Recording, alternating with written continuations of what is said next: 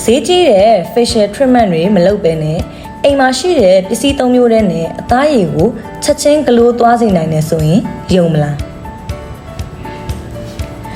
အခုလုပ်ပြပေးမယ်နီလန်ကတော့နေလောင်တာအမဲဆက်ရှိတာနဲ့အသားရည်ညဉ့်ညွမ်းနေတာကိုတိတိတတစီမှာပါ3မိနစ်အတွင်းမှာပဲဝင်းပတဲ့အသားရည်ကိုဘယ်လိုရအောင်လုပ်မလဲဆိုတာအတူတူကြည့်လိုက်ကြရအောင်နော်နံပါတ်1ခရမ်းစင်သည်ခရမ်းစင်သည်မှာပါတဲ့လိုက်ကိုပင်းကအသားရည်ကိုသဘာဝအတိုင်းဖြူစင်စေုံနာမကအိုမင်းရရော်မှုကိုလည်းတားဆီးပေးပါတယ်နံပါတ်2ကြက်ဥအကကြက်ဥအကကတော့သဘာဝကောလာဂျင်ပါပဲသူကချွေးပေါက်တွေကိုကျင်းစိန်ုံနာမကမျက်နှာကိုလည်းတင်းတင်းဖြစ်စေပါတယ်နံပါတ်3တမယာသည် natural bleaching agent လို့ခေါ်ပါတယ်မဲဆက်နဲ့ဝက်ချံအမာရွတ်တွေကိုအမြန်ဆုံးပျောက်ကင်းစေတဲ့ဗီတာမင် C ကြွယ်ဝစွာပါဝင်ပါတယ်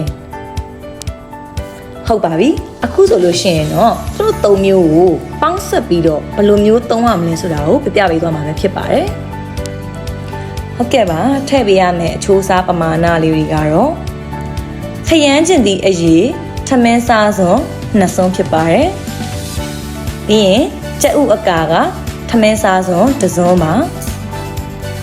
အဲ့နောက်မှာတမယာရည်ကတော့50ခန့်လောက်ပဲထည့်ပေးရမှာဖြစ်ပါတယ်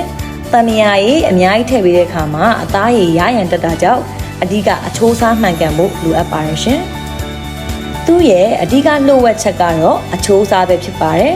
ခရမ်းကျင်ဒီအရည်ကိုပို့ထည့်ပြီးတော့တမယာရည်ကိုတော့အဆက်ချရုံပဲသုံးပါမယ်ရှင်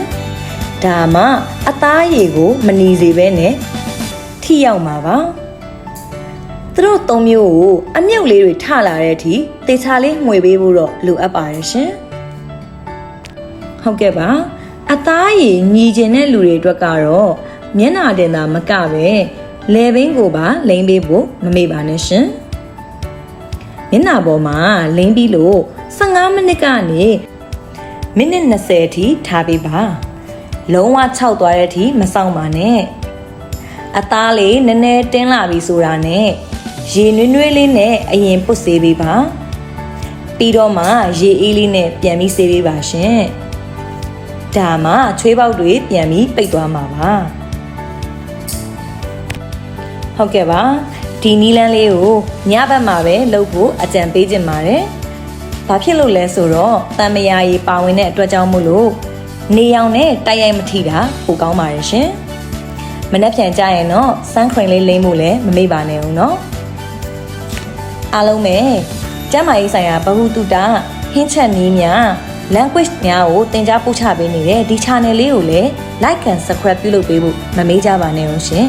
အားလုံးပဲကျေးဇူးတင်ပါတယ်ရှင်တတာ